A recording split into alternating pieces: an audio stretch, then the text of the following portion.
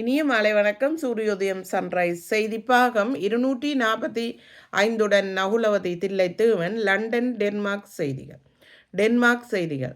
டென்மார்க்கின் நீண்ட வரலாற்றை கொண்ட போஸ்ட் நோட் கடிதங்களை எடுத்து செல்வதை நிறுத்த இருக்கிறது. பாசல் அதாவது பொதிகளை மாத்திரம் கையாளும் எனவும் தேசிய விமான நிறுவனம் மூலம் வீட்டுக் கடிதங்கள் வழங்குவதை நிறுத்தும் கடைசி நாடாக டென்மார்க் நிச்சயமாக இருக்காது என்றும் தெரிவிக்கப்படுகிறது. 2009 ஆண்டில் டெனிஸ் ஸ்வீடன் அஞ்சல் சேவை இணைப்பில் இருந்து உருவாக்கப்பட்ட இந்த போஸ்ட் நோட் தற்போது ஸ்வீடனின் கடித சேவையை தொடங்க இருக்கிறது. பிரித்தானியா செய்திகள். பிரித்தானியாவில் 27ஆம் ஆண்டு அமுலுக்கு வர இருக்கும் புதிய கிரிப்டோ விதிகள். அரசின் நிதி அமைச்சகம் பிரித்தானியாவின் கிரிப்டோ கரன்சி சந்தையை கட்டுப்படுத்த புதிய சட்டங்களை உருவாக்கி வருகிறது. பிரித்தானியாவில் 2026ஆம் ஆண்டு வீடுகளின் விலை அதிகரிக்கும் நிதி நிறுவனம் கணித்துள்ளது. நேஷனல் வைட் நிறுவனத்தின் ரோபர்ட் கார்ட்னர் என்பவர் 2 அல்லது 4% அதிகரிப்பை காணலாம் என கணித்திருக்கிறார். பிரித்தானிய மக்களை எச்சரிக்கும் மருத்துவர்கள். முகமூடி அணிய வேண்டும்.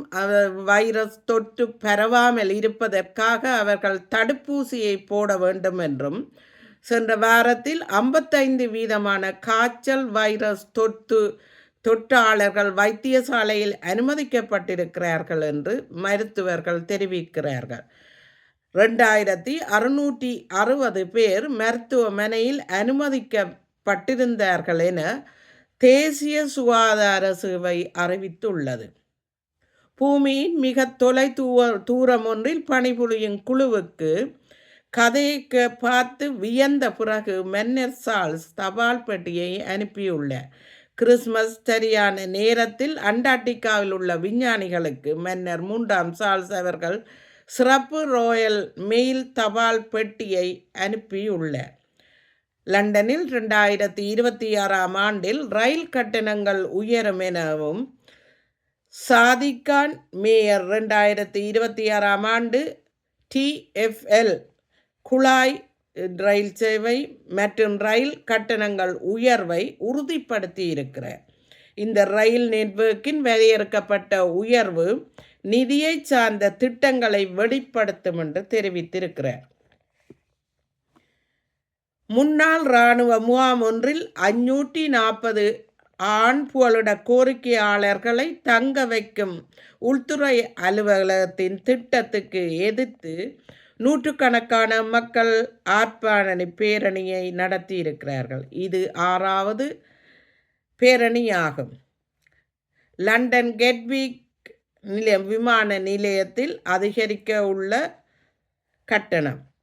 கெட்விக் விமான நிலையத்தில் 7 முதல் 10 நிமிடங்களுக்குள் வாகனத்தை நிறுத்தி எடுப்பதற்கான கட்டணம் 7 பவுண்ட்களில் இருந்து 10 பவுண்ட்களாக உயர்வடைகிறது. இது 42% உயர்வை சந்திக்கிறது என்று இதற்காக வாகன ஓட்டிகள் கடும் எதிர்ப்பு கிளம்பியிருக்கிறது அவர்களிடமிருந்து.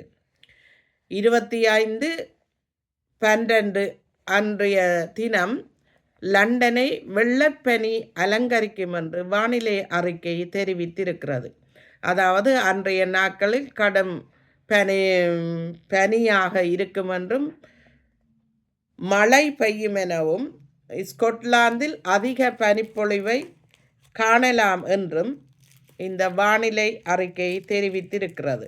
அதாவது இந்த வருடம் நத்தார் வெள்ளை பனி நத்தாராக வெள்ளை நிறமாக காட்சி அளிக்கும் என்று தெரிவித்தார். கடந்த வாரம் லண்டனில் இலங்கை தமிழர் ஒருவரின் அங்காடியொன்றில் திடீர் சோதனையிட்ட குடிவரவு சட்டத்தினர்